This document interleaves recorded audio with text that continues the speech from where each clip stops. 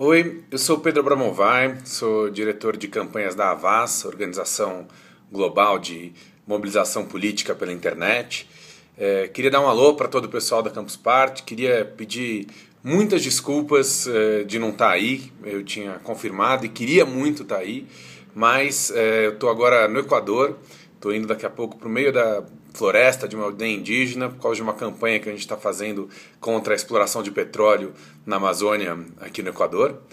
Mas acho que, justamente, se a gente vai falar de internet, não acho que prejudique muito eu poder mandar esse vídeo pela internet para vocês, para ajudar aí um pouco no debate. A Secretaria de Direitos Humanos mandou para a gente algumas perguntas para serem respondidas e eu vou tentar organizar essa fala em torno disso.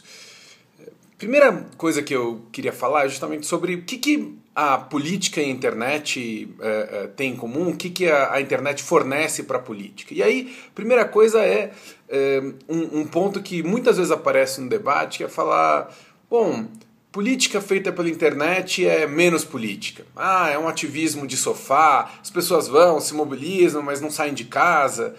E eu acho esse argumento um argumento bastante complicado. A gente passa tanto tempo da nossa vida na internet, a gente conhece tanta gente, vive, se relaciona pela internet, e desconsiderar essa parte da vida como uma parte importante da nossa vida política, eu acho que é uma visão limitadora das possibilidades da política.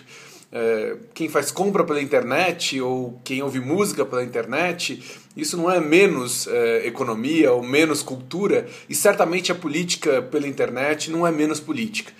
Agora a gente conhece pouco isso e precisa começar a entender melhor os desafios e as possibilidades que essa política dá. Eu acho que, por exemplo, o fato das pessoas, quando se manifestam, assinam petições pela internet, nas redes sociais, as pessoas compartilharem coisas no Facebook, eu acho isso uma novidade do ponto de vista de posicionamento político muito grande. Quando uma pessoa compartilha algo numa rede social, no Twitter, no Facebook, ela está dando a cara para bater, ela está subindo num palanque, falando publicamente e aceitando ser contestada. Essa é uma possibilidade que militantes de rua não tinham tanto. Dirigentes políticos participavam de debates públicos, mas o militante comum tinha muito menos essa possibilidade de debate político que a gente tem hoje. E aí, pensar um pouco justamente nas possibilidades que a política e a internet, esse casamento fornecem, e pensando aí já mais focado também na prefeitura, as possibilidades que a prefeitura pode desenvolver para isso, uma vez que a prefeitura está organizando essa mesa.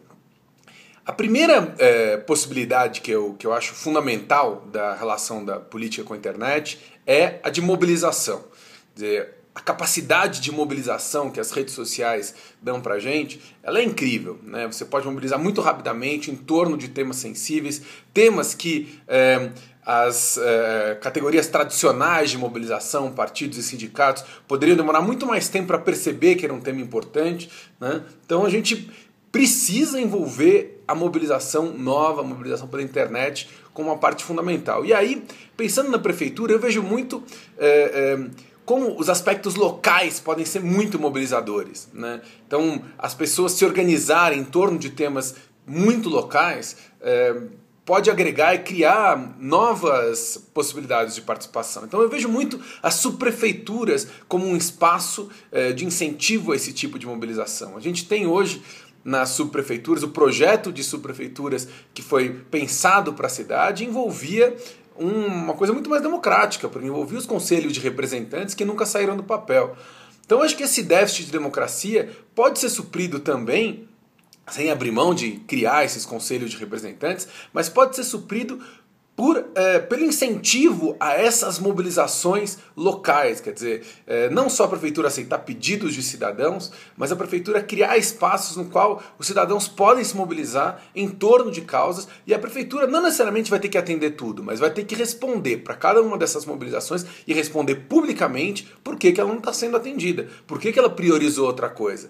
E aí talvez isso aumente a mobilização. E a prefeitura tem que mudar suas prioridades. Então acho que criar essa energia política a partir das subprefeituras, eu acho que é uma novidade, isso nunca foi feito, e espero que a prefeitura possa aproveitar a mobilização nesse sentido.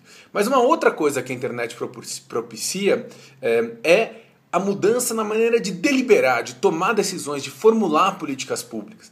E para mim o grande exemplo, a grande novidade foi o processo de formulação que a gente fez no Marco Civil da internet. Isso foi o primeiro lugar do mundo onde a gente criou um processo colaborativo para fazer um projeto de lei. A gente abriu completamente a discussão.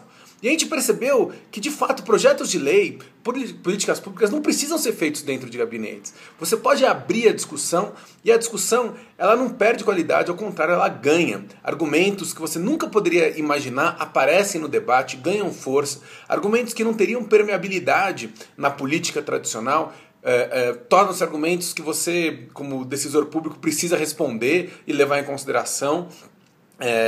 Você dá muito mais transparência para o debate, muito mais legitimidade. Então, se a prefeitura pudesse criar espaços onde os projetos de lei e as iniciativas de política pública não fossem só formulados dentro de gabinete, mas que pudessem ser discutidos e formulados num grande debate público feito pela internet, acho que isso seria realmente revolucionário e a gente mudaria a escala de envolvimento da sociedade e de participação na tomada de decisões por parte da prefeitura.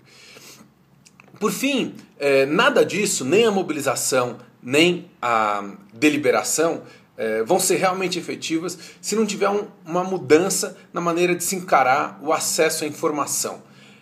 A gente tem uma lei nova sobre acesso à informação, uma lei que é fantástica, mas que a gente ainda não soube explorar as possibilidades. A prefeitura pode ser, uma absolutamente inovadora nisso, pode criar uma nova maneira de lidar com isso, e para isso ela precisa entender que essa informação não é apenas responder o que os cidadãos perguntam, mas é disponibilizar dados que a prefeitura muitas vezes guarda as 7 chaves, dados brutos, para que as pessoas possam produzir informação.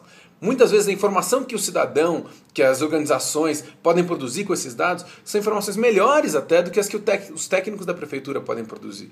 Então, para você ter uma deliberação de qualidade, uma mobilização de qualidade, você precisa radicalizar o acesso à informação e mudar a forma de pensar como você disponibiliza essa informação.